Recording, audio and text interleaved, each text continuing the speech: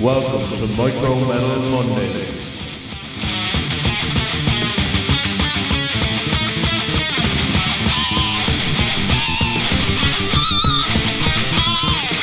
This week on Micro Metal Mondays, we are discussing Master of Puppets, the third studio album by Metallica. This album was released on March 3rd of 1986. It is one of four albums released within a year of each other.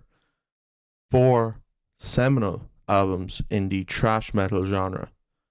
The other three being Peace Sells But Who's Buying by Megadeth, Rain and Blood by Slayer, and Among the Living by Anthrax.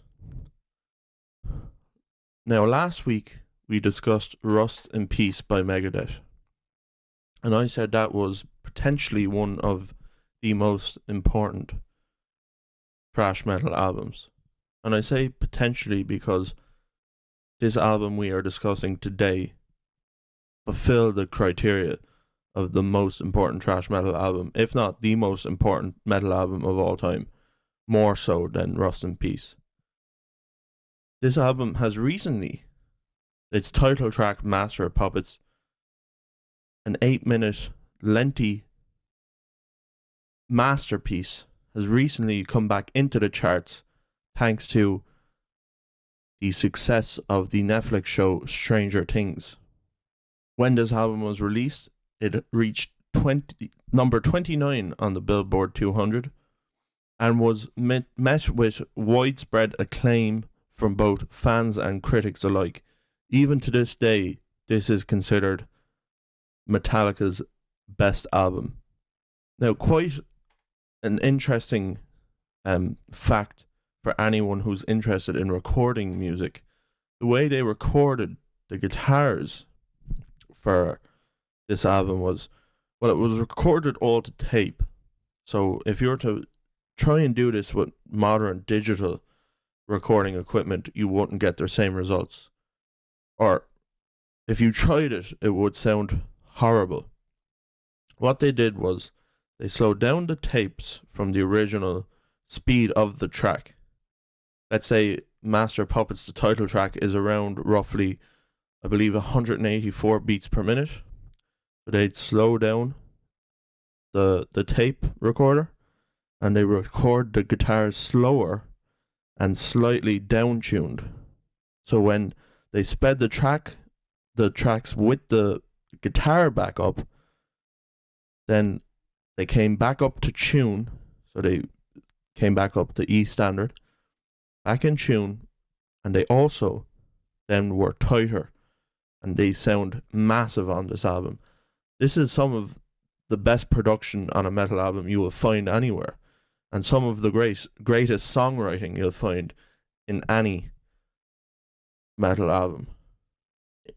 Interestingly enough, this is the first Metallica album to not feature any writing credits from their former bandmate Dave Mustaine, who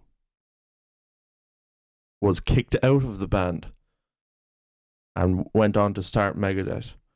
A lot of the songs he left behind went on to the first Metallica album, Kill 'Em All, and their second album, Ride the Lightning. He has quite a few writing credits on both of those albums. And this is the first Metallica album where he is not credited as a writer for any song. The themes dealt with on this album are very, very mature for a young metal band. Their first track, Battery, deals with self-control, and it was named after the street they lived, or the street in which a club they played in San Francisco, Battery Street. The second song, Master of Puppets, is about drug addiction and dealing with your demons.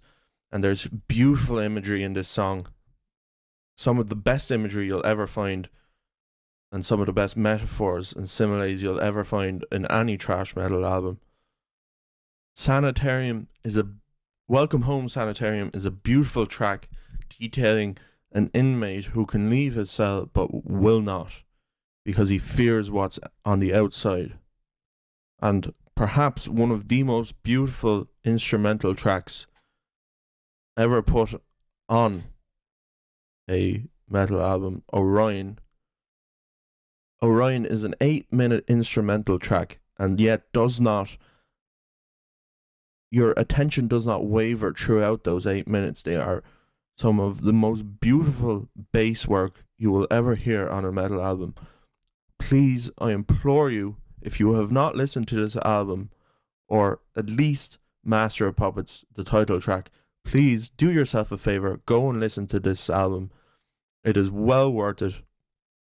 This album has aged like fine wine. It is still a masterpiece to this day, and I believe wholeheartedly this album will be a masterpiece long after the band has finished.